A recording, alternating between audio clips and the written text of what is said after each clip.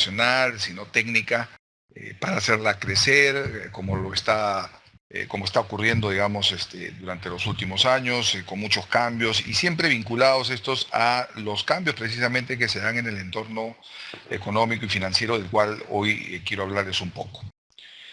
Inicialmente, para que nosotros podamos vincularnos al negocio, a los negocios en distintos sectores, cual fuere, digamos, el ámbito de desarrollo de cada uno de ustedes, importante saber desde la óptica estratégica y la óptica básicamente gerencial, que dicho sea de paso es la que nosotros enfocamos en el desarrollo de nuestra maestría, el vincularnos con el ámbito internacional y más aún el ámbito nacional, pero importante que en este reconocimiento de estos dos ámbitos podamos integrar criterios de manera tal que podamos saber qué pasa localmente por influencia de lo que pasa en el exterior. Y no podemos dejar de referirnos al hecho de que en el exterior hay dos protagonistas importantes en el mundo. Son dos países que mueven, digamos, en base al desarrollo de sus economías, los hilos del mundo. En términos económicos y financieros me refiero a los Estados Unidos y a China. Ocurre que últimamente hemos estado escuchando en distintos medios, en distintos foros, el hecho de que Estados Unidos se encuentra en una etapa de recuperación económica tras la crisis que vivió en algún momento el pasado 2008 y el 2011, el primer momento, digamos, por temas de una crisis de mercado y en el segundo por una crisis pública, de endeudamiento, entre otros, de déficit fiscal y otros.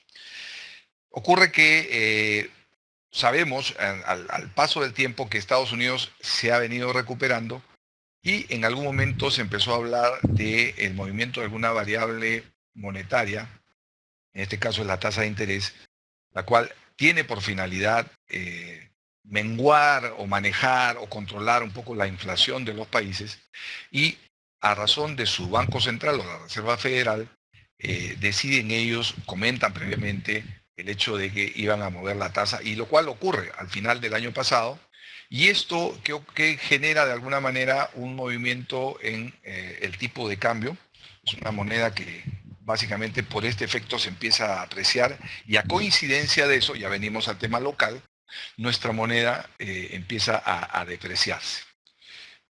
Ocurre que en algún momento nosotros, y no solo nosotros, sino países, digamos, que se encuentran en la región latinoamericana, empiezan a sentir los estragos de estos movimientos, particularmente el movimiento, decía, de la tasa de interés, al hecho, digamos, de que mueve los valores de su comercio exterior. Más aún cuando estamos hablando de países que tienen balanza comercial que tienden a ser negativa, lo cual quiere decir que son países cuya moneda, digamos, se convierte en dólar y ese dólar se va afuera a buscar precisamente importaciones. Esto motiva dos cosas. Uno, que la moneda escasee, me refiero al dólar, y en la medida que escasea, gana, digamos, un valor, y este valor propicia que nuestra moneda nacional o las monedas locales se deprecien, decía. Ocurre, por ejemplo, en los casos de economías dolarizadas, llámese Panamá, llámese Salvador, llámese Ecuador, que ahí no podríamos ver estos efectos por diferencia cambiaria. Pero sí ocurre que de pronto el hecho de tener balanzas comerciales que tienden a ser negativas, también son países sobre los cuales, digamos, hay una fuga de capital o básicamente también hay una salida de capitales en la medida de buscar estos productos para poder ser importados. ¿Esto qué ocasiona? Particularmente en esas plazas, el hecho de que haya menos dólares y al haber menos dólares, esto de alguna manera, al restringir la masa monetaria, afecta el consumo. Básicamente estuve la semana pasada por Ecuador y veía pues in situ el hecho de que sumado a este efecto en Ecuador se ha empezado, digamos, a controlar un poco a través del sistema bancario el tema de los créditos. Razón por la cual los importadores y más aún, digamos, los importadores informales empiezan a tener problemas dado que ya no tienen los recursos para poder, digamos, hacer las importaciones. Ahora, ¿esto qué ocasiona? Ocasiona que de pronto al restringirse la masa monetaria, evidentemente que el consumo se resiente. Y al ocurrir esto, de pronto es que uno puede ver en las tiendas y puede ver, digamos, en el marco de los negocios, situaciones de oferta bastante cómodas en términos teóricos, considerablemente al hecho, digamos, de los efectos de esta situación, es decir, el hecho de que haya menos dólares en el mercado. Volviendo un poco a los Estados Unidos, decíamos, hay una previsión de la agencia Moody's, que es conocida por todos en términos de clasificación de riesgo, que el PBI estadounidense pueda crecer en un 2.3% al 2016 y 2.5% al 2017. Quiero sumar a este comentario una cuota académica donde nosotros decimos siempre en clase, bueno, estas son referencias que tienen fuentes oficiales o fuentes, digamos, que manejan información, lo cual no quiere decir que sea información pues escrita sobre piedra, información que haya que tomar pues a consideración o a ultranza. Pero sí, es una referencia el saber pues que una institución tan importante como Moody's proyecta este crecimiento en los años 2016-2017. A esto se conjuga el hecho de que la inflación es una de las más bajas que ha tenido Estados Unidos probablemente desde los últimos años. Y ello en conjunto genera de alguna manera una expectativa a través de la cual ya no necesariamente la Reserva Federal, que anunciaba hasta 4 ajustes en la tasa de inflación, pueda mantener, digamos, su palabra. Es decir, lo que ocurre en algún momento al tener una economía que de pronto no crece lo suficiente y lo cual motiva que en este caso los bancos centrales hagan un ajuste en la tasa para de alguna manera reactivar, ellos están haciendo prácticamente lo contrario. O sea, es decir, ellos están subiendo la tasa a fines pues, de generar ahorro o a fines de no generar inflación.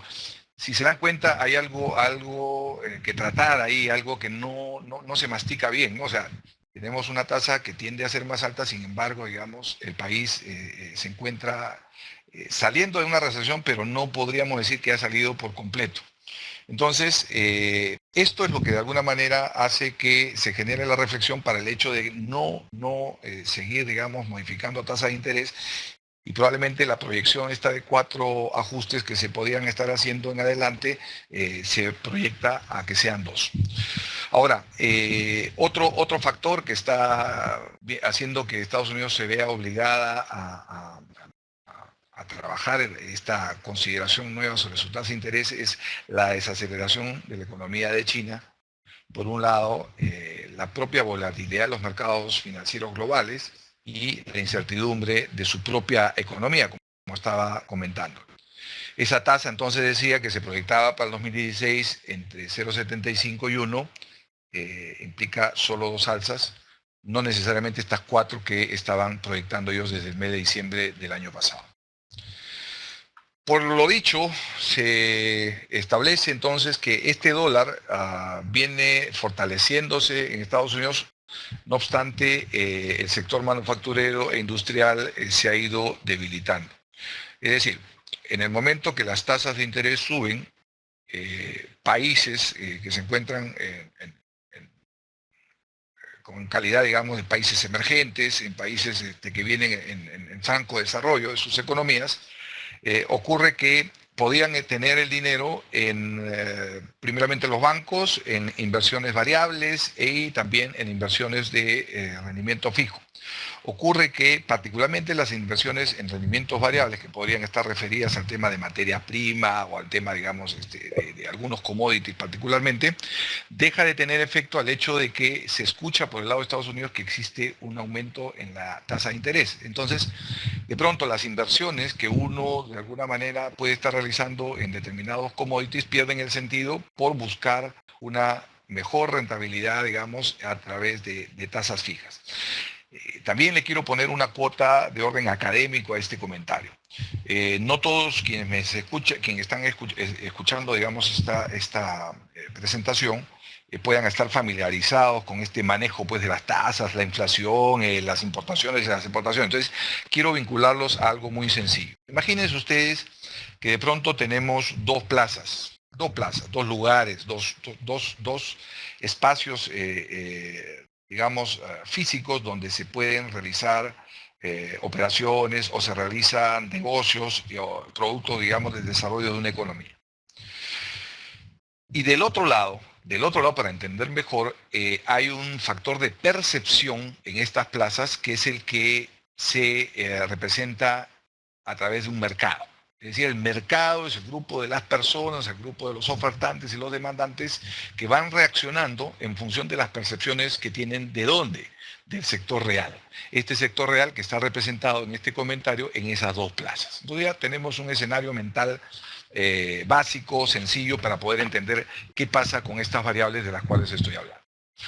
Resulta que en algún momento en el sector real vemos que Estados Unidos dice, bueno, yo voy a subir la tasa de interés, ¿no? Mientras que del otro lado hay, repito, países que han estado de pronto haciendo inversiones en renta variable y que al escuchar este sonido de una renta fija, probablemente no se hacen complicaciones, dejan, digamos, de asumir riesgos y dicen, mejor no compro, en este caso, los commodities o no compro la materia prima y lo que hago sí es poner mi plata, digamos, en una orientación ligada a negocios que se puedan desarrollar en Estados Unidos. Y esto hace que, de alguna manera, por subir la tasa de interés, bajen los metales, o bajen los commodities, o bajen de pronto las materias primas, lo que muchos de ustedes han escuchado y dicen, pero ¿por qué una tasa de interés que sube por un lado puede generar esta reacción? Es precisamente por esto que les vengo comentando.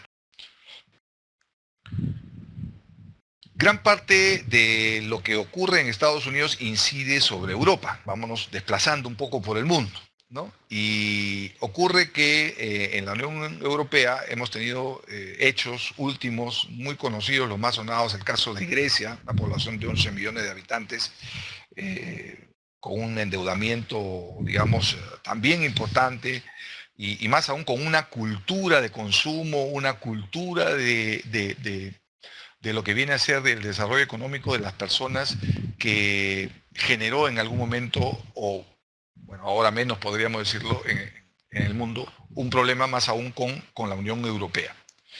Esto se ha venido, digamos, tratando a través de financiamientos de rescate, como fuese, pero creo yo que esto sigue siendo aún tiempo, no necesariamente económico y financieramente, sino también en términos de orden político.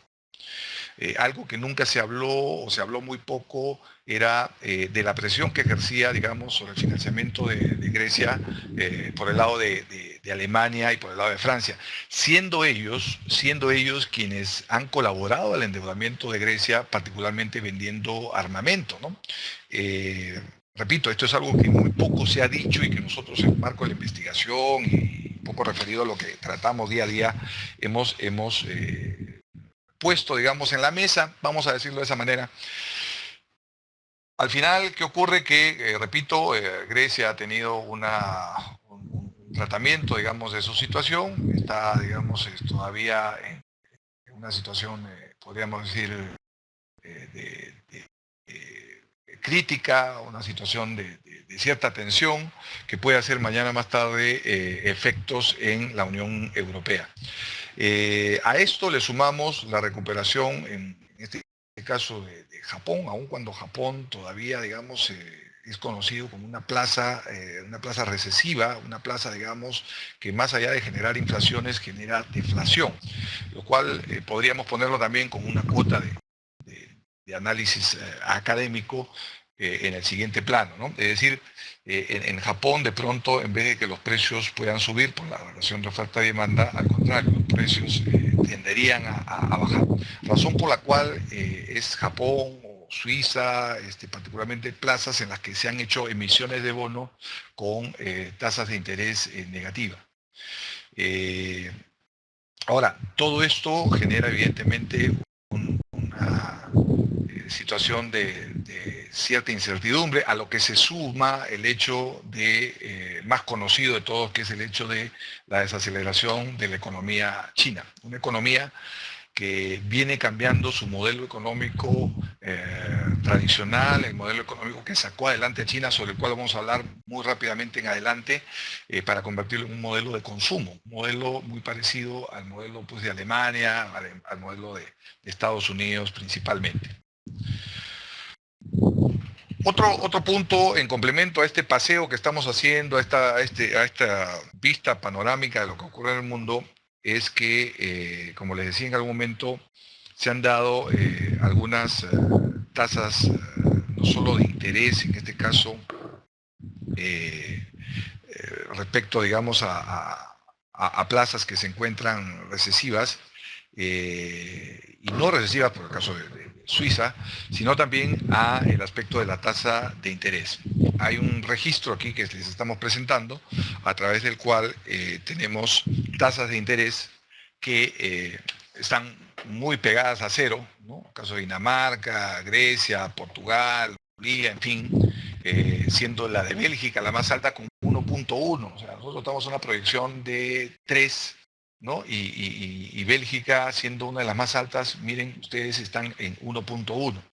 Y del otro lado también hay una región, hay unos países que están con tasas de inflación por debajo de 1. Entonces son economías que, como decía en algún momento, tienden a ser más recesivas, ¿no? Es decir, tienden a tener precios que por las razones propias de una recesión tiendan a bajar y no necesariamente a subir. No necesariamente a inflarse, sino a generar lo que se llama la deflación. En Japón, la recesión duró en algún momento tanto que los bancos ensayaron tasas de interés negativas, lo que les decía en algún momento, ¿no?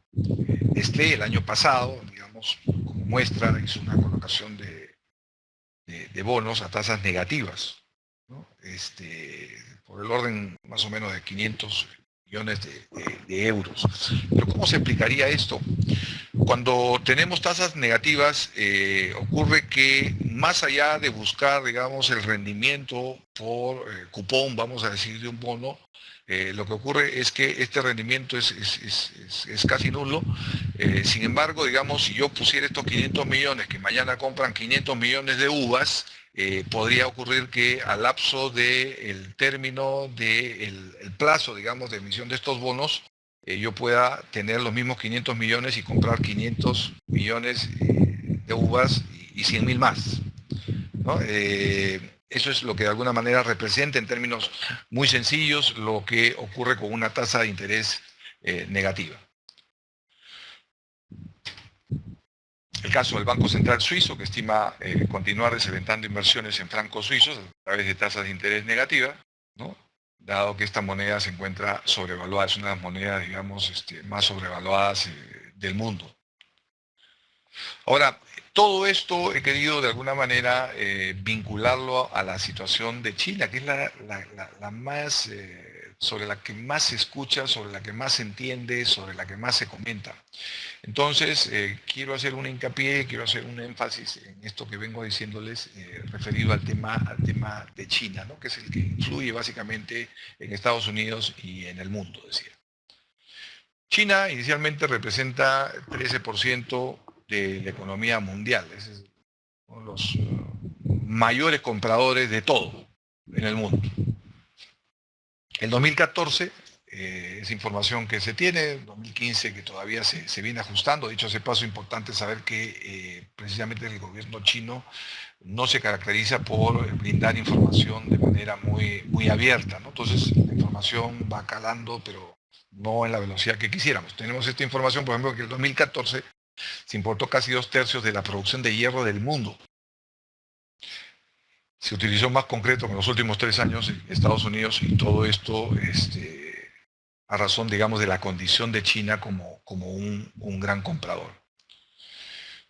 China se vino transformando gracias a la inversión privada, esto es antes de la desaceleración, por cierto, en una economía, digamos, generosa. La inversión privada creó empresas y estas empresas demandaron empleo. millones de personas migraron del campo a la ciudad. Más o menos se sabe, entre muchos datos, cerca de 250.000 personas van pasando año por año del campo a la ciudad.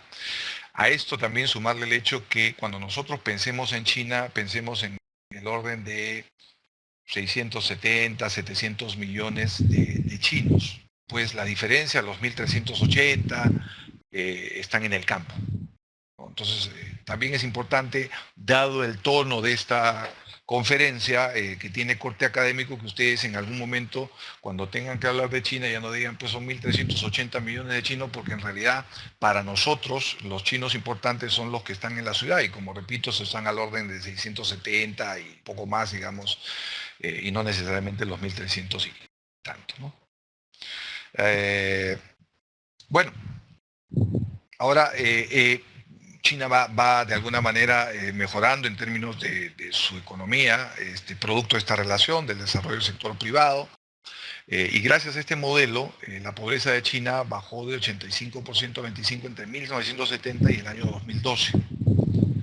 El PBI chino se elevó de $200 por medio desde 1970 a 7.380 al cierre del año 2014. Entonces vamos viendo un poco la evolución de cómo ese modelo de crecimiento sostenido en los últimos años pudo generar pues desarrollo precisamente en esta plaza china. Ahora, el modelo se basó en llamar la atención, digamos, promover la inversión privada, creando empresas privadas, exportando productos, más aún cuando China ha tenido problemas en su exportación, tiene como costumbre, y no necesariamente como único país en el mundo, el hecho de devaluar su moneda. Cuando un país devalúa su moneda, ¿qué está haciendo? De alguna manera o depreciando su moneda, está favoreciendo a sus exportaciones. Vamos a poner un caso muy, muy sencillo, ¿no? De pronto vamos a ponerle un caso de Perú. Vamos a decir que yo quiero vender no sé, un cuaderno, pero esos buenos cuadernos, que podría tener un costo de 3 soles. ¿Correcto? Por tanto, podríamos decir que está al orden de $1. Vamos a hacer precisiones, digamos, para poder hacer claro este ejemplo. Resulta que yo voy a ganarme $1 más y de pronto para venderlo al extranjero yo tendría que venderlo a $2, lo que equivale a 6 soles. Pero si nuestra moneda se devaluara, ¿qué ocurriría? Si se devaluara, digamos, de manera tal de que ahora el dólar no vale 3 soles, sino vale 3 soles 50, lo que ocurriría es que cuando yo exporto ese cuaderno, en vez de regresarme $2 al orden de 6 soles, me van a regresar $2 al orden de 7 soles. Lo cual podría generar inclusive que en adelante yo diga, bueno, ya no lo voy a vender a $2, lo voy a vender a $1.80, y de pronto con el $1.80 sigue teniendo los 6 soles que originalmente yo pensé, digamos, tener de regreso a la hora de hacer mi operación de exportación.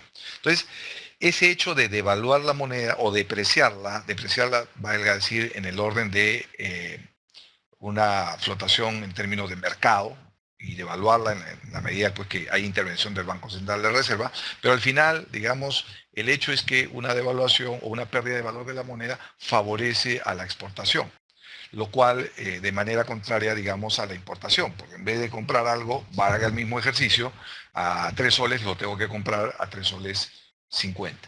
Entonces, y más aún, si a esta situación, que trato de poner de manera muy práctica, le damos el hecho de que la balanza comercial, o sea, la relación entre importación y exportación, tiende a ser negativa, por tanto, importamos más de lo que exportamos, quiere decir que en algún momento nosotros vamos a, de alguna manera, tener menos dólares en el mercado, y eso va a generar de pronto que precisamente se afiance esa depreciación. China creció en los últimos años por esta inversión, decíamos, de las empresas privadas, más no precisamente por sus exportaciones. A razón de que esto no ocurre por exportación, es que se justifica el hecho de la depreciación precisamente de la moneda o la devaluación de la que estaba hablando. Ahora, eso fue hasta un momento, pero ¿qué ocurre hoy en China? Cuando digo qué ocurre hoy, estamos hablando de lo que ocurre pues, en los últimos 3 años, digamos, ¿no? Últimamente la inversión ha venido creciendo a menores tasas. Los crecimientos tan, digamos, importantes como los que ha tenido China no se pueden mantener por toda la vida, ¿no? Entonces, las inversiones, y básicamente por tema de inversión, la inversión es la que financia el crecimiento, entonces esa inversión no es eterna, a veces no soporta, digamos, el ritmo de crecimiento y de pronto empieza a oscilar. Esa inversión ha venido creciendo a menores tasas, por tanto, las ventajas competitivas de China han dejado de serlas porque el mundo se desarrolla, porque el mundo interactúa, porque podemos nosotros también generar mayores ventajas. Lo que pasa, por ejemplo, darles una muestra entre China y México, ¿no? Donde la relación, digamos, del valor de la mano de obra podía ser de 6 veces la mano de obra de México respecto a China. Hablamos de unos 15 años atrás y ahora la relación pues no llega a ser ni siquiera de una vez, ¿no? O sea, es decir, los sueldos se han equiparado de alguna manera, la ventaja competitiva de los sueldos bajos de China ha dejado de ser una ventaja. Los salarios, por tanto, subieron, los costos estaban al alza, y se siguen manteniendo, el Banco Central no puede mantener el yuan sobrevalorado y, por tanto, empieza a hacer este tipo de acciones, digamos, que generan la devaluación que permite menguar un poco la falta de competitividad que tiene China, digamos, para con el mundo. Hoy el retorno de la inversión ha caído y necesita cada vez más deuda, como tanto privada, pública, para poder mantener el crecimiento, ¿no? Estamos entonces haciendo hincapié en el hecho de que la inversión es la que de pronto, como que es lógico, sostiene el crecimiento, y esta inversión viene de un financiamiento. Nosotros, particularmente en clase, lo que hacemos es modular un poco la mente del alumno de forma tal que pueda entender este tipo de situaciones cual dial. Y lo que acabo de decir podría ayudarme a poder darles una muestra de cómo es que enfocamos este tipo de situación. Sabemos que cada vez que nosotros marcamos una pauta en términos de desarrollo de negocios o en términos de desarrollo de propias inversiones, tenemos una etapa que es la etapa de planeamiento. Ahí hacemos todo lo que pensamos, ahí empezamos a ver si vamos a exportar, vamos a importar, cuánto vamos a ganar y todo. Una segunda etapa es la etapa de financiamiento, o sea, ¿con qué vamos a darle liquidez o financiamiento a ese sueño, a esa idea que todavía está en el papel? Una tercera etapa sería la de inversión, o sea, una vez que tenemos el dinero, tanto la deuda, o mejor dicho, primero el capital y luego la deuda, de ser necesaria, esa capacidad de inversión va a ser invertida en activos, ¿no? En materias primas, entre otros, a través de la cual vamos mañana más tarde a generar nosotros el nivel de inversión que nos permita ser competitivos. ¿Dónde? En una cuarta etapa, que es la etapa de operación. Esta etapa de operación donde tenemos egresos que generan ingresos y producen utilidades. Por tanto, repito un poco para darle el tono académico a lo que vengo diciendo, vamos a hablar de inversiones primero sobre la fase de planeamiento, segundo sobre la fase de inversión, de financiamiento, tercero sobre la fase de inversión y cuarto sobre la fase de operación. Si hemos hecho una idea mental o estemos tomando nota de algo de lo que estoy diciendo, podríamos encerrar la etapa de financiamiento y la de inversión en lo que se denomina mañana más tarde el balance. A través de un balance contable y financieramente nosotros podemos ver cómo se controla o cómo evalúas de alguna manera o cómo se comporta la etapa de financiamiento y la etapa de inversión.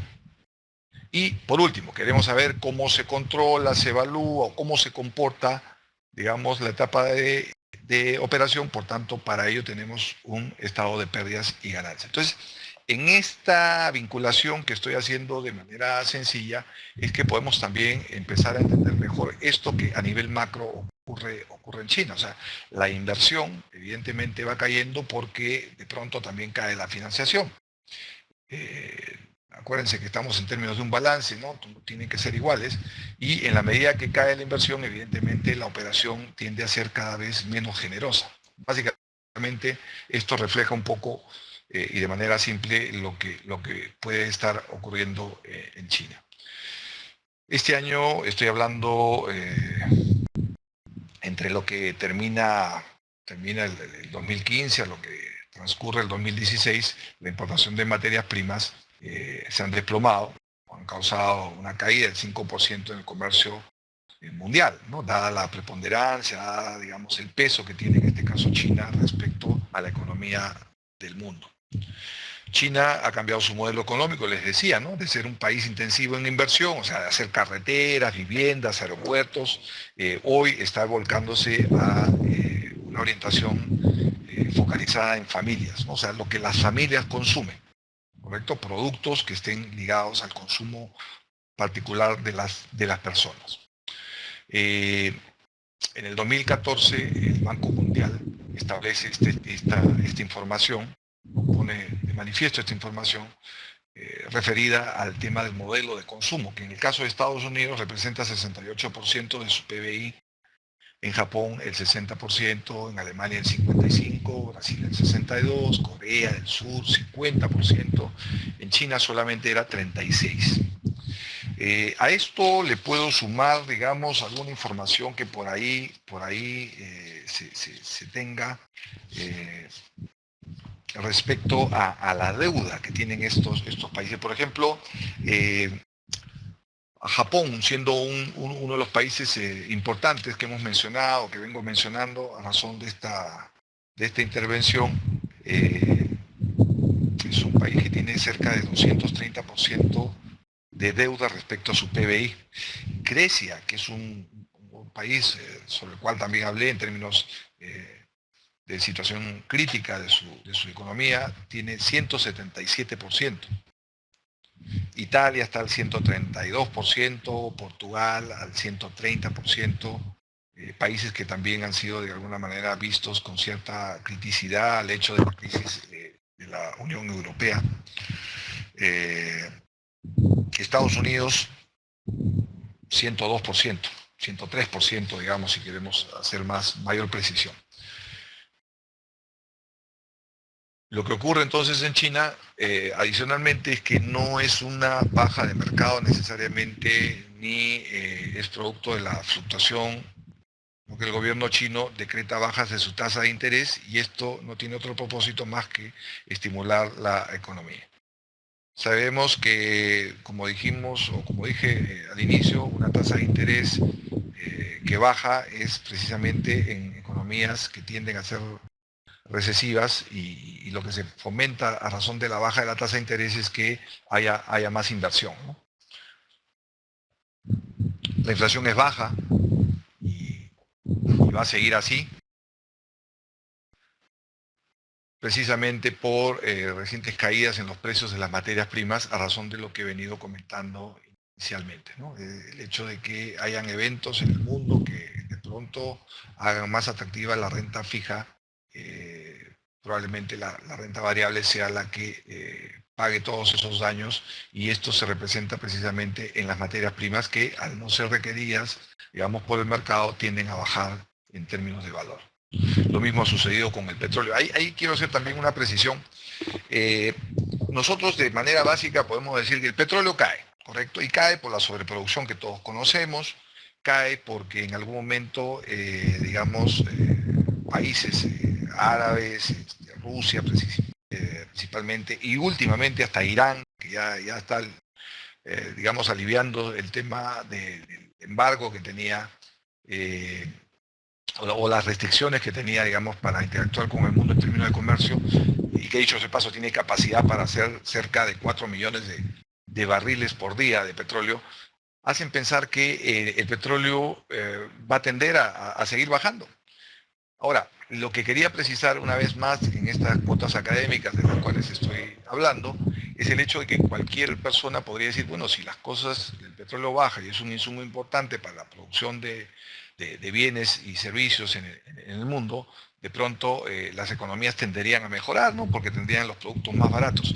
Pero acá hay un detalle. De pronto eso puede ser ciertamente verdad, pero ocurre que cuanto más bajos los precios, producto de la dependencia que tienen los procesos productivos del petróleo, ocurre que también hay menos inflación, lo que ustedes acaban de ver en los cuadros que les he presentado, ¿no? Y tendemos a tener poca inflación. Y cuando hay poca inflación, lo que ocurre a términos monetarios es que nuestras monedas, las monedas de estos países que tienen poca inflación, tienden a apreciarse. Y hasta ahí parece que todo está bien, pero cuando te pones a ver esa relación que planteé en algún momento de intercambio, resulta que con una moneda apreciada nosotros perdemos competitividad. Vamos a ponerlo en el ejemplo ligado a lo que dije anteriormente. Estábamos en el hecho de vender un cuaderno que de pronto iba a estar a un costo de 3 soles y que lo íbamos a vender a 2 dólares, por tanto íbamos a tener 6 soles. Resulta que una depreciación podría generar que en vez de venderlo a 6, lo vendamos a 7, decíamos, dado que el dólar ya no era de 3, sino era de 3.50. Pero una apreciación, producto de este análisis que estoy planteándoles, podría generar entonces de que en vez de tener 3.50 tenga 3.40, 3.20 o 3.10 y así sucesivamente, tenga cada vez menos representatividad, digamos, de moneda nacional por cada dólar sobre el cual, digamos, yo estoy marcando el precio de mi producto.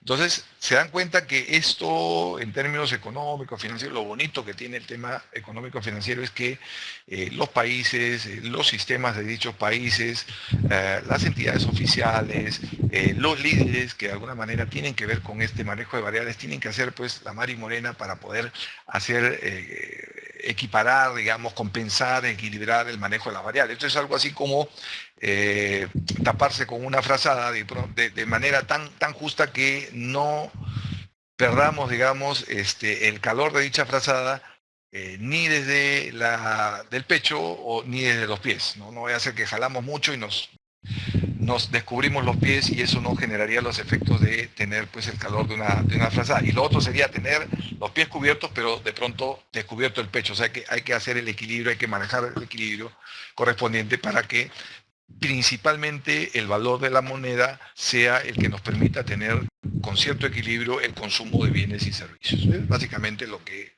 representa todo lo que he venido diciendo, ¿no? Al final, China crecerá este año entre 6.5 y 7%, es lo que se prevé. Acuérdense que China pues, llegó a crecer al orden de 15% por año. Y esto ya no es muy alentador, más allá de lo dicho, porque siempre China seguirá siendo una economía importante en el mundo y el crecimiento de ellos es el crecimiento de los demás. El decrecimiento de ellos, por consecuencia, será también el crecimiento de los demás. Ahora, quiero hacer un pequeño resumen complementario, porque no necesariamente puedo haber hablado de todo lo que voy a resumir. Las razones o los factores que de alguna manera pueden explicar un poco lo que pueda ocurrir en el mundo o lo que está ocurriendo, son básicamente 5, ¿no? Siempre es importante también, y una vez más reitero en términos académicos, enfocar lo que se dice sobre la base de un criterio concreto en la mente del que escucha. O sea, yo lo que quiero es que ustedes van escuchando algo y de pronto el análisis que puedan hacer lo pueda yo ordenar con ejemplos muy sencillos y por otro lado también con ideas muy contundentes. Es decir, si yo les dijera, la razón de todo esto que ha ocurrido se debe a tal o cual, y de pronto hago todo un panorama, digamos, equivalente a la paz mundial, de pronto no les quede algo concreto sobre lo dicho. Entonces quiero hacer hincapié en este comentario de que este resumen que estoy haciendo tiene 5 puntos, no tiene 12, tiene 5 nada más, ¿correcto?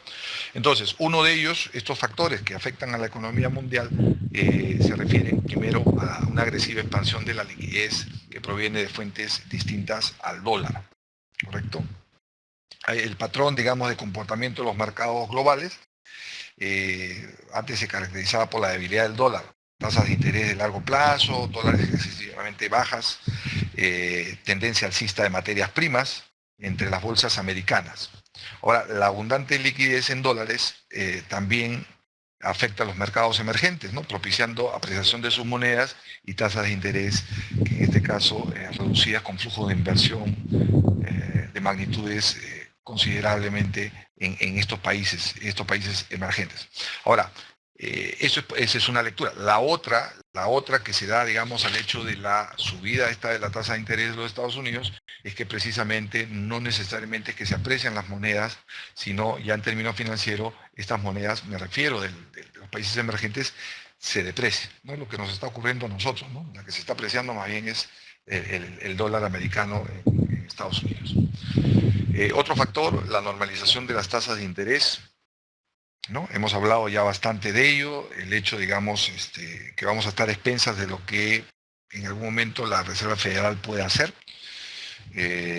a razón, digamos, de si va a subir la tasa de interés. Se decía que ahora a fines de abril podía haber un segundo ajuste de la tasa, no lo sabemos, pero bueno, sí es un factor que de alguna manera tiene que ver mucho con lo que pueda ocurrir en adelante, de manera inmediata y en adelante con la economía mundial.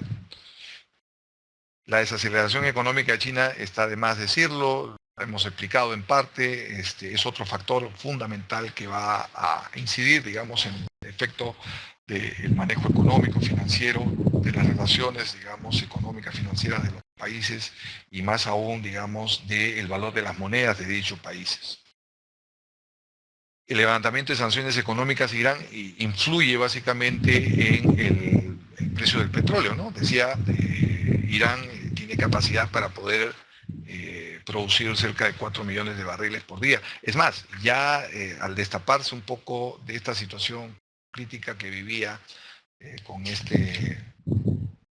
estas sanciones de Occidente particularmente, ya Irán ha puesto en el mercado cerca de 1 millón de barriles de petróleo, ¿no? Entonces, si ustedes le van siguiendo el paso a estas cosas, a estos eventos, a estos factores, de pronto puedan entender mejor por qué es que de alguna manera se van comportando los precios particularmente de los commodities, de la materia prima, ¿no? Si Rusia en adelante y algunos de estos países árabes más Irán, digamos, siguen en esta orientación de producción, entonces no habría duda que en adelante, más allá de ese hipo que ha habido, digamos, un dólar, o mejor de un petróleo de cerca de $40, tienda a los precios que últimamente ha venido sosteniendo cercanos a los 30, ¿no?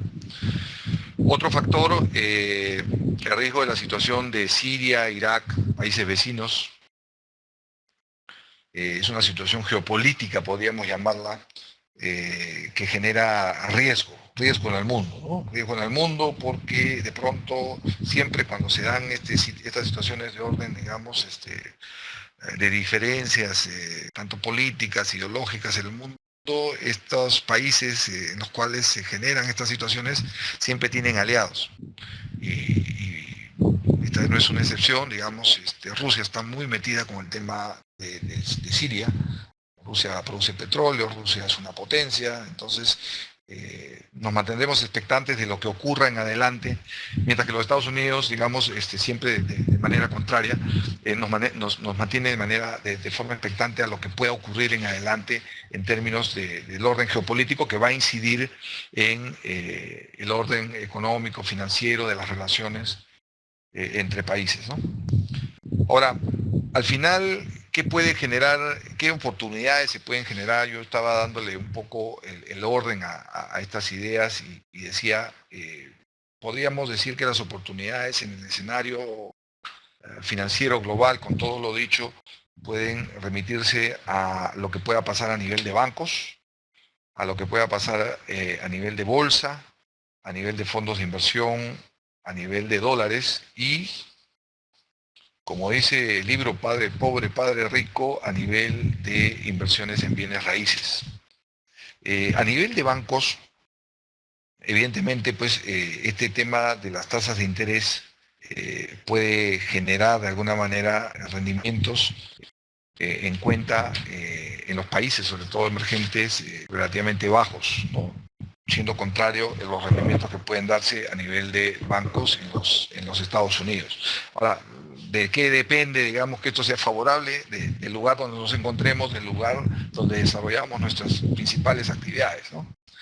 Ahora, si eres una persona natural que ahorra, digamos, tendrías que tomar a consideración qué es lo que más te va a convenir y qué conocimiento tienes del mercado para poder saber, pues, vía especulación o quién sabe por arbitraje qué tasa de interés es la que es más beneficiosa para tu dinero.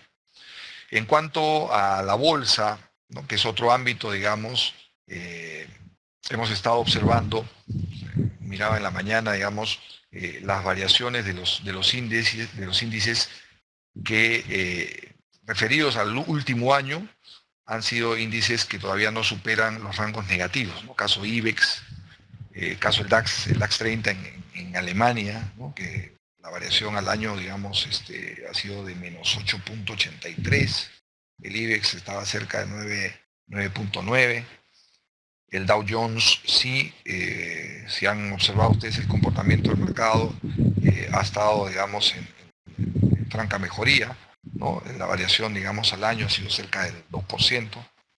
Nasdaq, la bolsa electrónica, al orden de menos 1.85.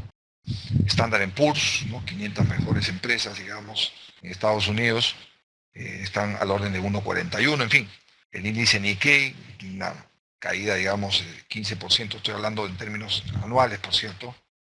Entonces, eso nos da más o menos una idea de lo que representarían nuestras inversiones en bolsa. Aquellos que invierten en Forex, sobre todo, también van a tener que ser muy conservadores, ¿no?, dada la volatilidad del mercado y dado el hecho, digamos, de que los precios, sobre todo, digamos, de los commodities, están en la expectativa de caída, ¿no?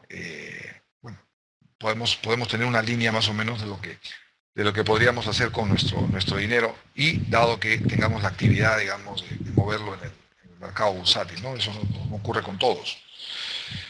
En cuanto a fondos, por ejemplo, fondos de inversión, se trata básicamente de renta fija, con instrumentos de deuda en muchos casos.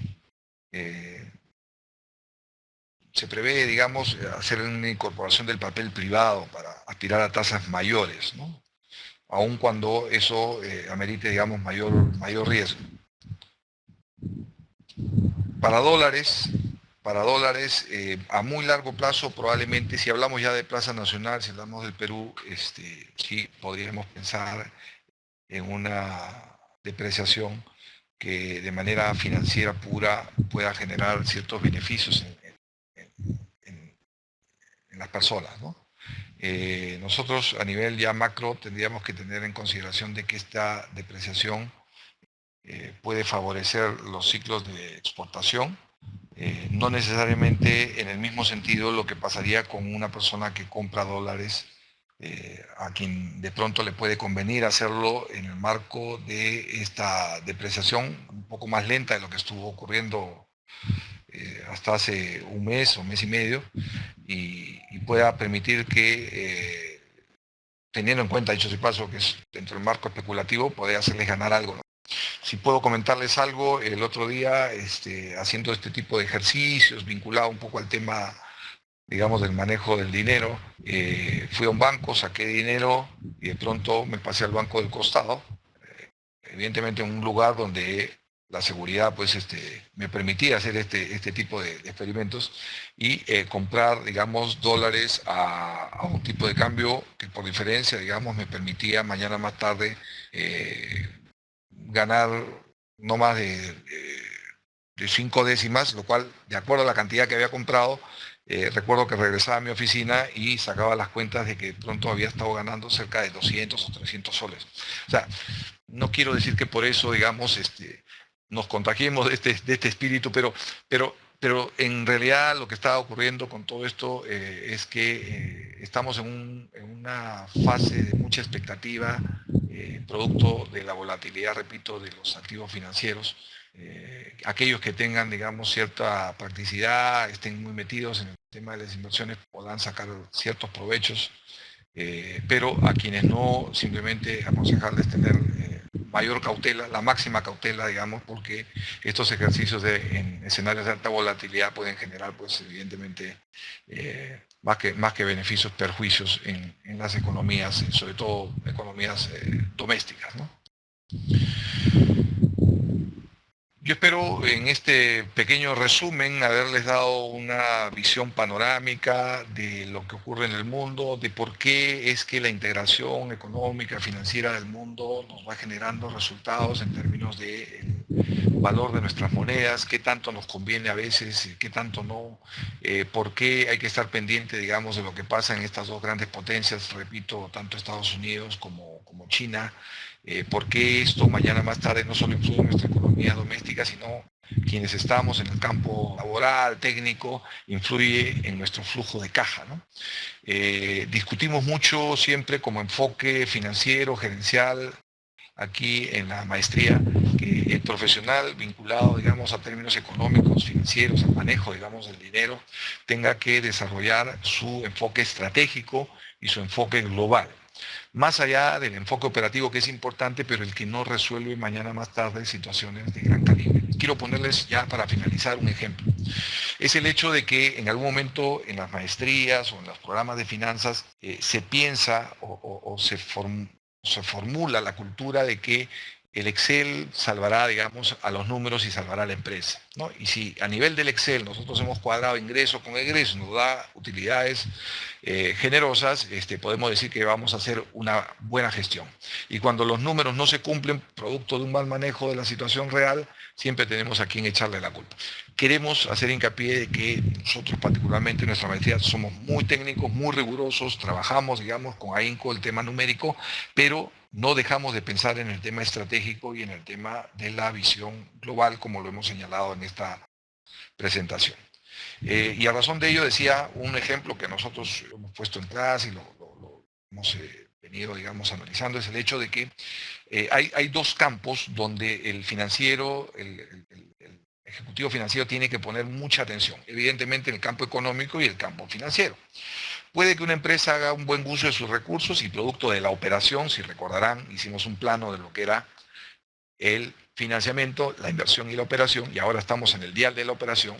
Resulta que en la operación podemos generar una utilidad, ¿no? Haciendo, repito, buen uso de los recursos, de, vamos a decir, $50,000.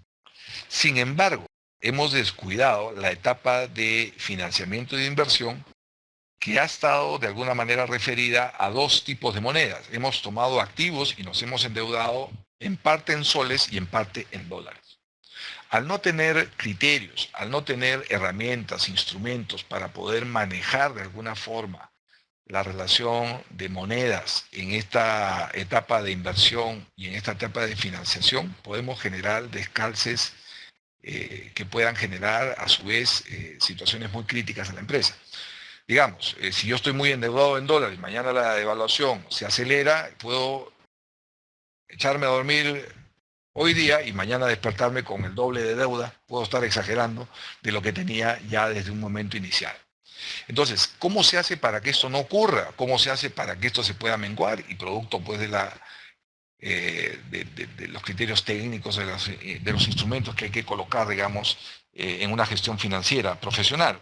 Podemos usar ahí algunas operaciones de futuro o, para ser más sensato, digamos, operaciones de forward, dado que el futuro ya refiere a un mercado organizado que no tenemos en Perú, pero sí, por ejemplo, operaciones de cobertura, ¿no? Lo cual podría generar en algún momento que podamos hacer una compensación de la variación de las monedas, tanto en soles como en dólares, para que éstas no nos generen pérdidas.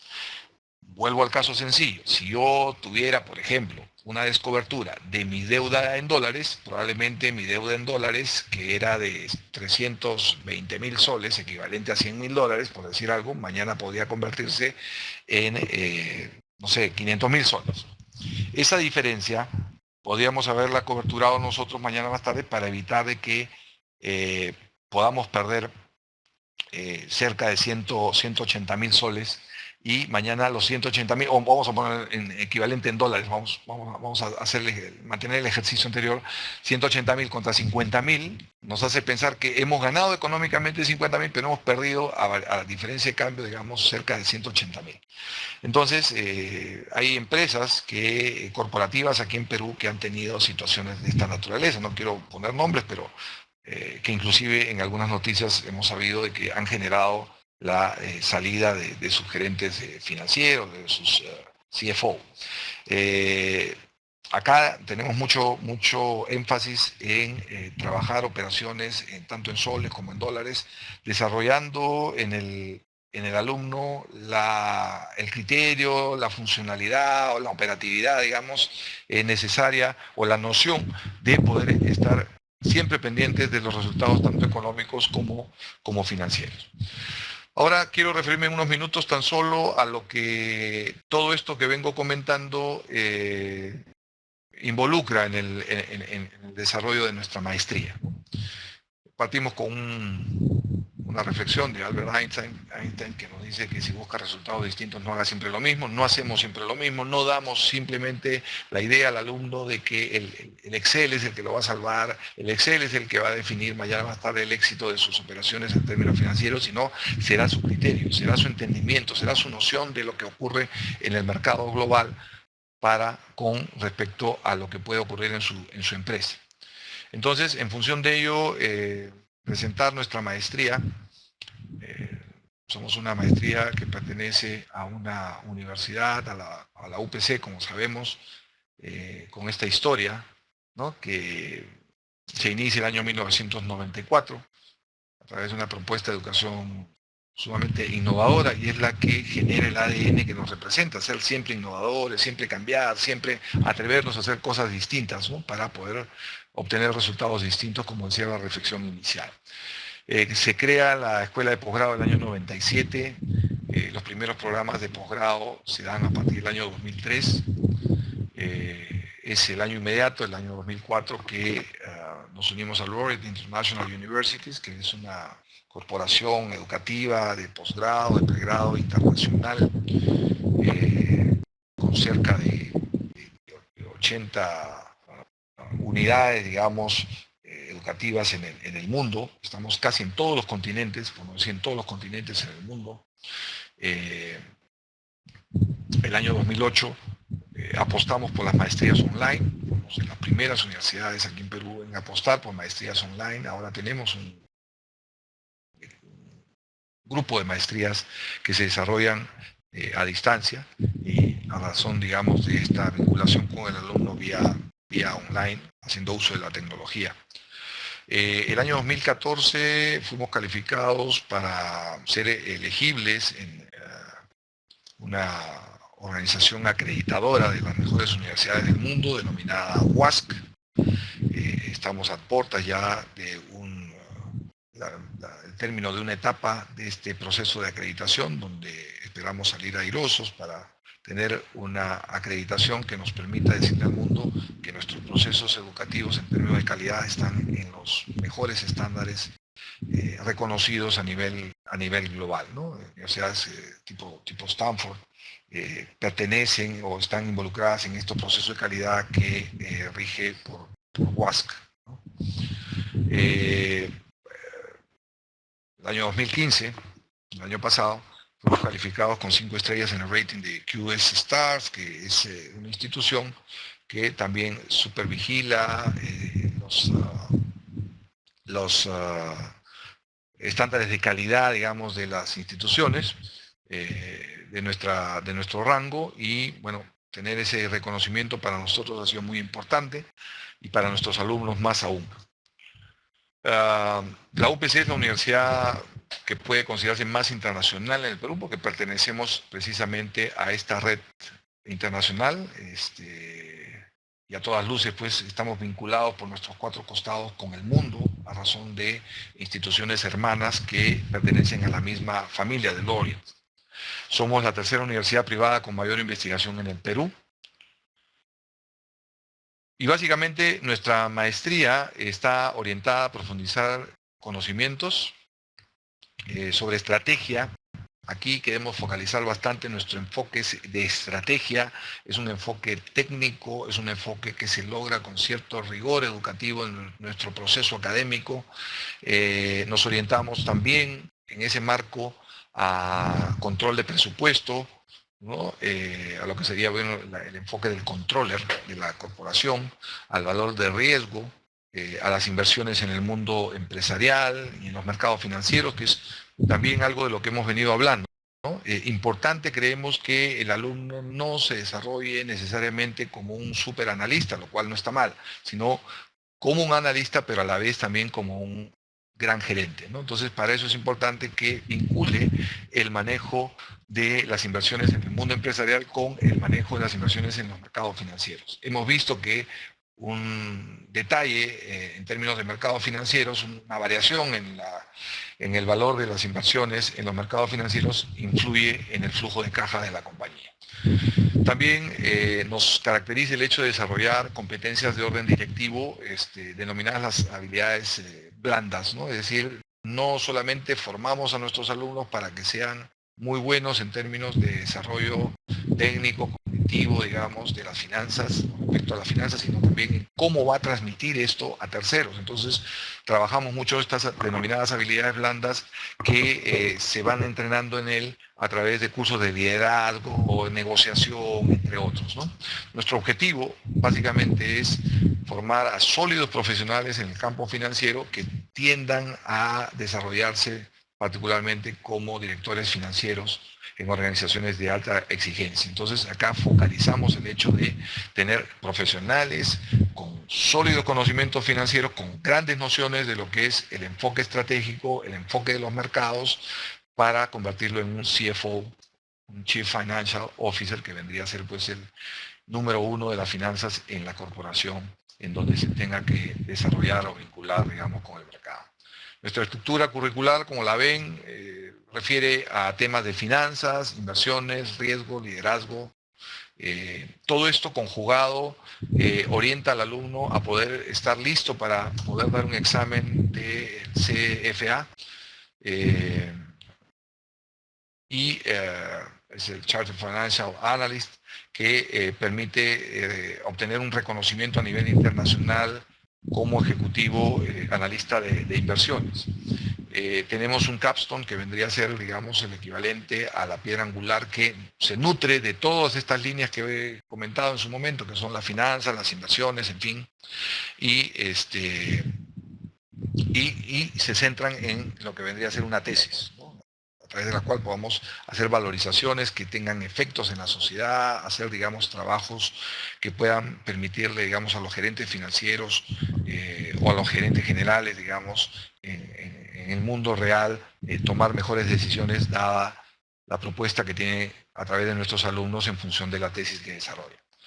Luego tenemos el uso de herramientas financieras, simuladores de negocio, particulariza el hecho de que trabajamos con simuladores, trabajamos con incansablemente, digamos, con bases de datos referidas, por ejemplo, al manejo de la plataforma Bloomberg. Acá nuestros alumnos, todos nuestros alumnos pasan por esta inducción, capacitación para poder hacerlos inclusive certificados en Bloomberg, ¿no? Hemos tenido en promedio, digamos, en los últimos tiempos, el hecho de tener las 4 certificaciones de Bloomberg y creemos que esto es fundamental para cualquier ejecutivo financiero, sea cualquiera el rango en el que se vaya a desarrollar. Los talleres, decíamos, de habilidades blandas, referidos particularmente a el liderazgo gerencial, negociación. Ahí veo una inquietud respecto al CFA. Ten por seguro que en la maestría, a razón, digamos, del desarrollo de la currícula, vas a estar preparada particularmente para dar el examen del CFA, ¿no? Entonces, llega un momento que tienes el grado de la maestría, vas a tener en todo caso el máster, en su momento quiero mencionarlo con más detalle, digamos de la EOI, que es una alianza que tenemos con una institución educativa de mucho prestigio en España. Vas a tener la certificación, de pronto si es que decides dar el examen de CFA, vas a tener la certificación de Bloomberg, en fin, o sea, es todo un proceso académico interesante, ambicioso, que pretende de alguna manera que el alumno se sienta seguro de que tienen las herramientas para poder de alguna forma combatir con todas estas variables que afectan al mundo y que le generan esa volatilidad de la cual hablé, digamos, en esta presentación inicial. Las herramientas financieras referidas en este caso al Excel, Visual Basic para temas de riesgo, el @risk, el Financing, que viene a ser un simulador que nos permite tomar decisiones a razón, digamos, de un juego financiero que muy vinculado a una realidad. Tenemos simuladores bursátiles y la herramienta particularmente de Bloomberg que, reitero, nos da las 4 certificaciones. Nuestros alumnos pueden decir, pasado, digamos, el proceso académico de la maestría, que han logrado, más allá de los títulos, más allá de los grados o más allá, digamos, de las representaciones o certificaciones, la certificación Bloomberg. Estos beneficios son un modelo educativo que combina la teoría, la aplicación de herramientas funcionales con el liderazgo. Mira qué interesante el hecho, digamos, de que estemos muy pendientes de que no solamente es un tema técnico, sino también un tema de liderazgo que tenemos que trabajar contigo. Tomamos en consideración la coyuntura global.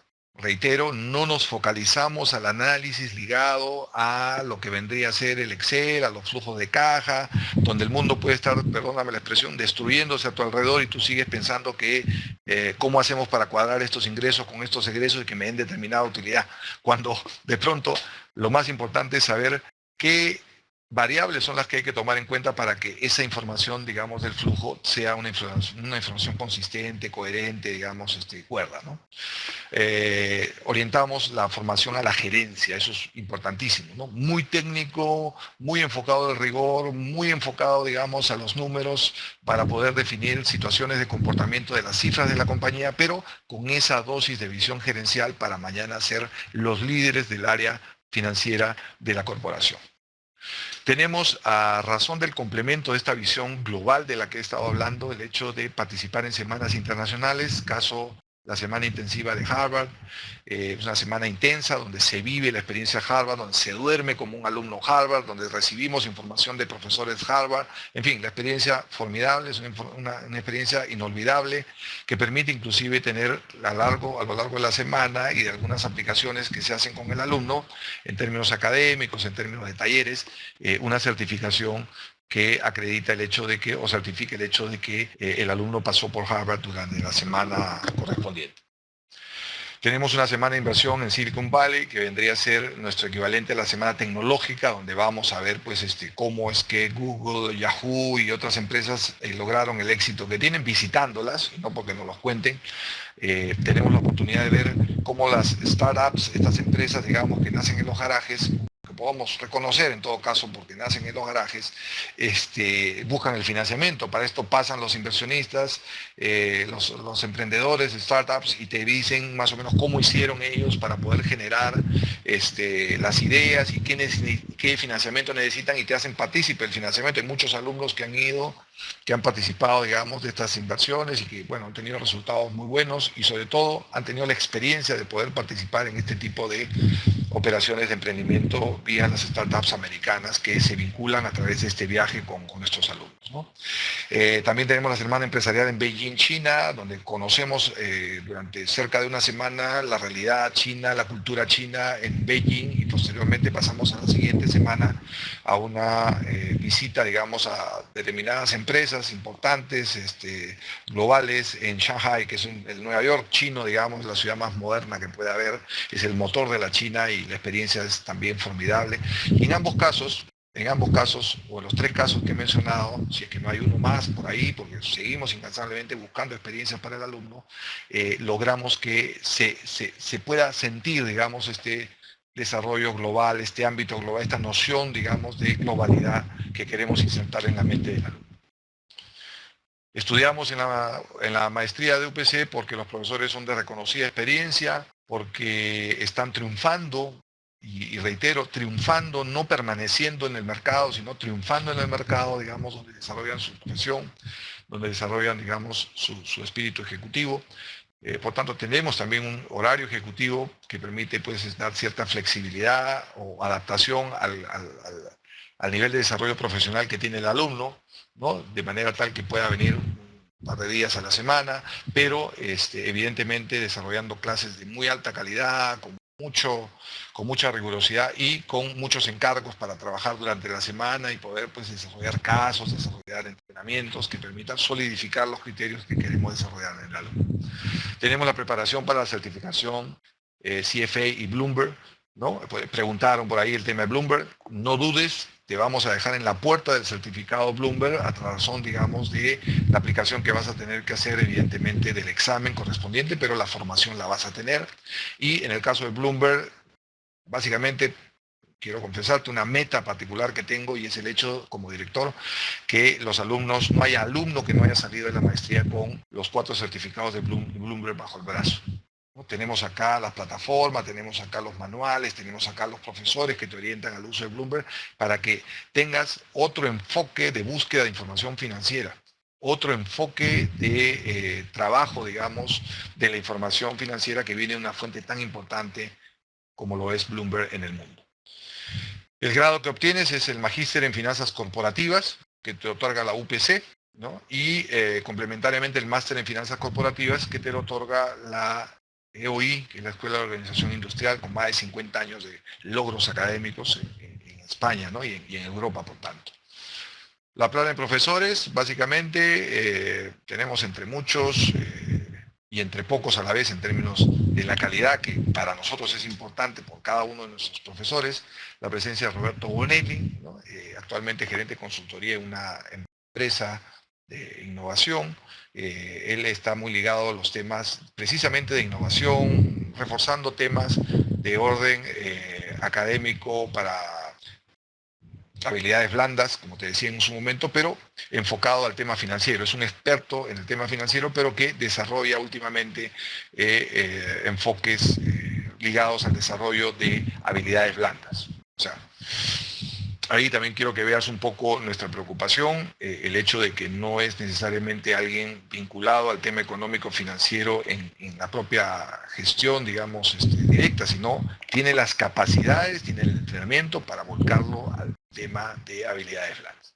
Lo cual, a diferencia, por ejemplo, de Daniel Deutz, que es un profesor nuestro también, que orienta al alumno en los temas de valorización de empresas, él sí vinculado directamente al tema de desarrollo profesional, económico, financiero, en empresas, digamos, muy representativas del mercado en el campo financiero y que, repito, con la especialidad del manejo que tiene Daniel, nos ilustra sobre los temas referidos particularmente a valorización, análisis financiero, pero valorización de empresas, que es su fuerte, ¿no? El caso de Alfredo Gillemeister, especialista en tax planning, ¿no? Es importante que un ejecutivo con mente global, financiera, sepa pues cómo funcionan los offshore, cómo funciona el tema tributario, tanto a nivel local, la doble tributación cuando hay que hacer ejercicios con otros países de importación, de exportación, en fin, y cómo esta tributación va afectando también en parte el desarrollo de los activos financieros en los mercados, ¿no? En los mercados de nuestro desarrollo y en los mercados globales que inciden en nuestro desarrollo. El caso del profesor Pedro Grau, que les dio también una conferencia la semana pasada. Pedro pues, es un líder de opinión, maneja muy bien los temas referidos al análisis financiero, pero particularmente en los casos de análisis de activos de renta variable, ¿no? O portafolios de inversión. El caso de Hugo Perea también es un líder de opinión, que lo verán en algún momento en los medios hablando de proyecciones económicas. Hugo es actualmente el profesor que los va a desarrollar en el campo de la economía, ¿no? del mercado, de la interpretación de las variables económicas, sobre todo a efecto de poder manejar nuestras finanzas bastante, digamos, técnicamente hablando.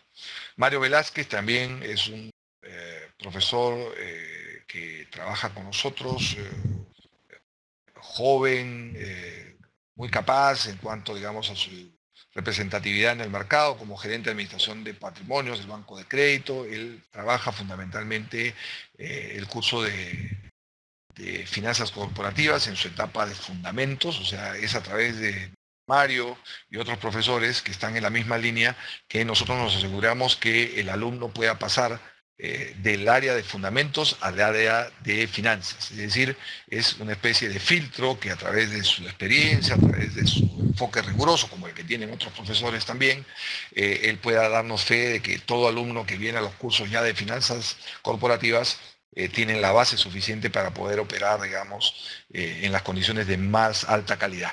Eso lo tenemos, créanme, como una gran preocupación, digamos, que el alumno pase los cursos, pero los pase porque lo sabe. Y no hay otra condición más que el saberlos. El caso de Juan Antonio Montero, Fernando Moroy y Francisco López, que son nuestros profesores internacionales que representan a la EOI, en casos de derivados, por ejemplo, ingeniería financiera, que le llamamos, el caso de planeamiento financiero y análisis, ¿no? Que muy bien lo van manejando ellos de tiempo atrás y con bastante éxito y mucha, digamos, receptividad de parte de los alumnos, porque nos traen experiencias. Son personas que particularmente, si ven ustedes ahí en el detalle, han trabajado en grandes organizaciones, tipo de Grupo Telefónica, para el caso de José Juan Montero, el caso de Fernando, que un ejecutivo importante en la Caixa, que es la institución financiera más grande que tiene España, y Francisco López manejando la cátedra de Cash Management en la IE Business School, que también es una empresa muy representativa a nivel académico, no solo en España, sino en el mundo, ¿no? Entonces, damos por asegurado el hecho que con el enfoque que ellos traen, complementario, por cierto, al que nosotros manejamos, la experiencia particular que ellos representan y también la misma línea de rigurosidad, la misma línea, digamos, de exigencia, permite que podamos nosotros darles a ustedes un producto importante, un producto que a todas luces haga que ustedes, desde que entran a la maestría, puedan sentir que evolucionan y evolucionan en el tiempo, digamos, hasta salir de ella y sentirse también profesionales distintos, sólidos, enfocados, digamos, al manejo de herramientas financieras en la gestión. Si podemos traducir todo lo dicho en un solo enfoque, lo que nosotros te estamos transmitiendo es criterio técnico, profesionalismo a través de la empleabilidad. Pues Ipsos Perú llega a darnos la conciencia de qué tanto nuestro esfuerzo ha logrado traducirse en el mercado como algo positivo. Y es a razón de que 8 de cada 10 egresados de nuestros posgrados, en el que se incluye la maestría de finanzas corporativas, o bien consiguieron mejoras en su desarrollo profesional o consiguieron ascensos.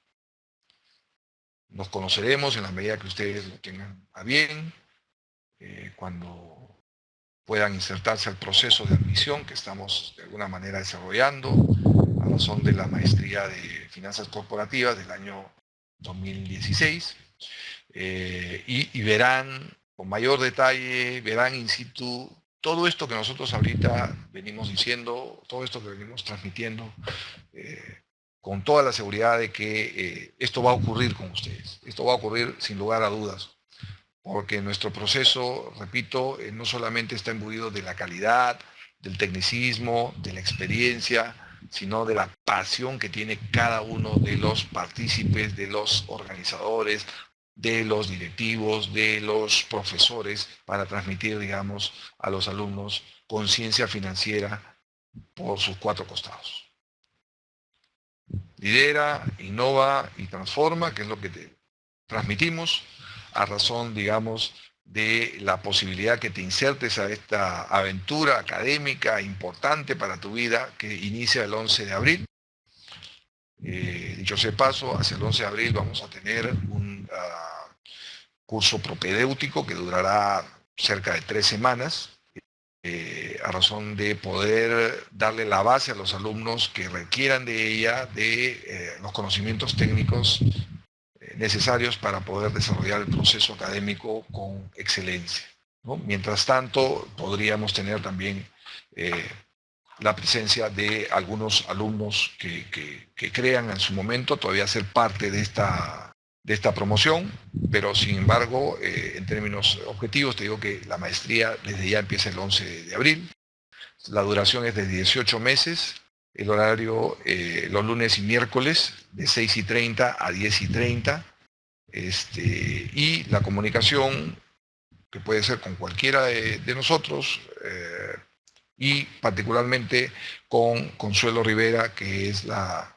asesora comercial, digamos, representativa de nuestra maestría, ¿no? Ahí están las coordenadas de Consuelo, los teléfonos, su correo electrónico, y encantados de poder atenderte, de poder involucrarte en nuestra familia, de poder, digamos, recibirte. Nos sentimos muy ilusionados de que eso pueda ocurrir en algún momento. Como siempre decimos a los alumnos en la inducción, no los conocíamos, pero ya los imaginábamos y estamos en eso, créanme, para poder darles todo lo mejor que tenemos para convertir en ustedes a nuevos profesionales enfocados al tema financiero desde la perspectiva de los mejores estándares de calidad en términos profesional y técnico para la materia. Yo encantado de recibir algunas preguntas, inquietudes que por ahí he ido viendo, en la medida que lo consideren, y muchas gracias de antemano a nombre de la UPC, a nombre de la Maestría de Finanzas Corporativas, esta oportunidad de poder vincularme con ustedes, vincularnos con una selecta audiencia como la que ustedes representan, para hablar de temas importantes que de alguna manera nos hagan pensar sobre la posibilidad de poder insertarnos a este mundo de las finanzas desde la perspectiva que nosotros planteamos.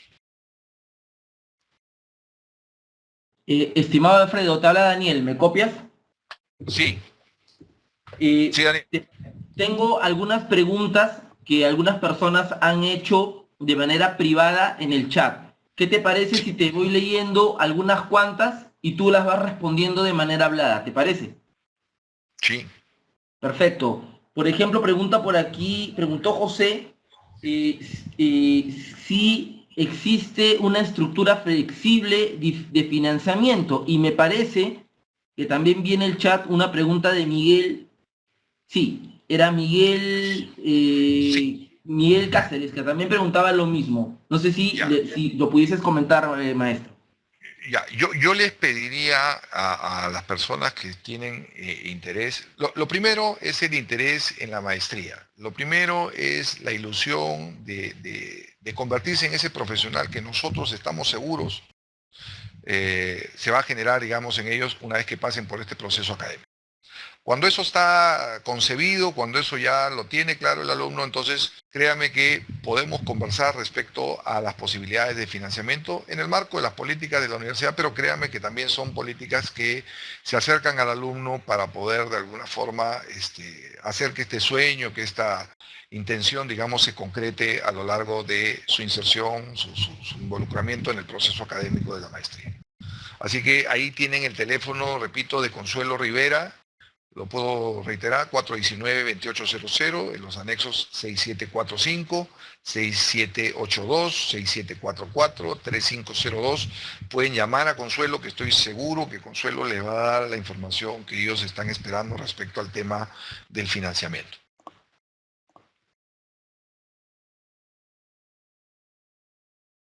Perfecto, Alfredo, te agradezco. Por ahí también está preguntando Regina cuánto tiempo dura la maestría. Pues me imagino la misma respuesta, ¿no? Si alguien quiere preguntar por... Sí, 11 meses, correcto. Sí, por ahí si 18 alguien... meses. 18 meses. 18 meses, perdón, sí, Romina lo acaba de colocar. Como dice el doctor Zamudio, ¿no? Si hay personas interesadas, pueden escribir. El profesor justo acaba de poner ahí los datos de Consuelo Rivera, y también los ha puesto Regina y los he puesto yo, lo vuelvo a poner para que puedan contactar. Aparte, el equipo y el doctor Zamudio me va seguramente a dar la razón. El equipo comercial de los amigos del UPC van también a contactar a las personas que están participando en estos 3 días de taller de finanzas. Y va a haber un acercamiento. ¿Correcto, Alfredo? Correcto. Encantados de recibirlos, y más aún si en algún momento quisieran tener alguna conversación, acá estamos dispuestos a poder recibirlos, a tomarnos un café, a poder complementar algunos criterios que de pronto hayan podido despertar a razón de esta presentación, y que puedan tomar una buena decisión y que puedan hacer el desarrollo pues de esta formación que queremos todos pues llegue a ser mejores profesionales en finanzas. Perfecto, Alfredo. De verdad que te agradezco muchísimo tu tiempo. Ay, La, perdóname, Miguel Ángel Cáceres pregunta en qué momento. Miguel Ángel, cuando tú lo creas conveniente. Si quieres venir mañana, por favor, a través de Consuelo, vamos a hacer la coordinación y yo personalmente te voy a recibir y voy a conversar contigo sobre tus inquietudes y darte la asesoría que necesites para que tengas o tomes una buena decisión respecto a este futuro. Esta maestría empieza ahora en abril, pero evidentemente sobre el marco del curso propedéutico, que no necesariamente es para todos, es que podrías tú todavía, si tienes ya alguna base, digamos, en términos financieros, puedas insertarte, quién sabe, durante la semana del 11 en adelante y no perderías clase porque en realidad nuestras clases estarían empezando cercano, digamos, a la primera semana, si no, tengo más o menos exacto, el 4 de mayo deberían estar empezando. Perfecto, Alfredo. Aquí yo veo en el aula una buena cantidad de gente que se dedican al trading y que siempre nos han estado preguntando por el tema del CFA. Y Ujú. tal es el caso, por ejemplo, los veo a Johnny Bernabé o a Rafito Alarcón, que son traders y que siempre han estado también pendientes de este tipo de certificación. Los animo a que puedan contactar a Alfredo Zamudio, a Consuelo, al equipo de Alfredo, que como bien dice Alfredo, pues muy gustoso, él tendrá el tiempo de tomarse un café con ustedes y mostrarle las ventajas y las fortalezas de la maestría de finanzas corporativas. Sin duda eso es un Aquí valor agregado inclusive, importante. si me perdona, aquí inclusive en la medida que nos podamos ver, quién sabe, estamos en un mundo más que globalizado, integrado. Yo creo que ahí en los dos casos de las dos personas, y si hubiera una tercera, pónganse de acuerdo. Es una recomendación, no tiene por qué ser exacto. Y de repente vienen los tres y de pronto conversamos y los paseo para que vean, digamos, las plataformas Bloomberg, para que vean dónde se desarrollan las clases, en fin, para que vean cómo sería su nueva casa, digamos, al momento que ellos tomen la decisión. Así que bienvenido, desde mañana ustedes están a la orden, digamos, de nuestra disposición para que puedan venir, puedan conversar y puedan, repito, darle la mejor vuelta a las cosas y que puedan tomar la decisión de insertarse a la maestría. Les aseguro, sobre todo ustedes que son traders y que están, digamos, muy vinculados al tema de los mercados, seguro con Forex, entre otros, que aquí serían alumnos más connotados para poder obtener el CFA. Acá te dejamos, repito, en la puerta del examen para que tomes tu dicho examen y puedas lograr el CFA 1, particularmente a razón, digamos, de que la maestría está alineada con los criterios del CFA para que ocurra esto de la certificación. No solo eso, repito, siendo traders sería importante estén certificados por Bloomberg, van a tener los 4 certificados, o sea, van a complementar toda esa brillante experiencia que no dudo ustedes tienen con este enfoque académico que le va a dar las galas y le va a dar la representatividad y el conocimiento complementario a todo lo que ustedes vienen desarrollando a lo largo de su carrera profesional.